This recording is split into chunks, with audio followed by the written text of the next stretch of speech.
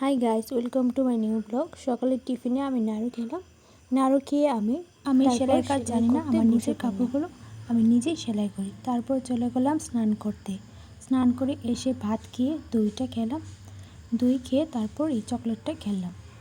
তারপর দুপুরে ঘুমিয়ে পড়লাম। ঘুম থেকে উঠে বেরিয়ে পড়লাম ঘোরাঘুরির উদ্দেশ্যে। আমি যাচ্ছি এখন আগরতলা রেল স্টেশনে ঘোরার জন্য। অনেক দিন ধরে যাওয়া হচ্ছে না, তাই আজকে বেরিয়ে পড়লাম আগরতলা রেল স্টেশনে যাওয়ার জন্য। আমার অনেক ভালো লাগছিল, অনেক দিন ধরে আসবো বলে ভাবছি, আর তাই আজকে আসা হলো। আমার অনেক ভালো লাগছিল, এদিকে ওদিকে দেখছিলাম। স্টেশনে অনেক লোকজনও ছিল। এর মধ্যে একটি রেল আসলো, সেই রেলটি হলো কাঞ্চনজঙ্ঘা রেল।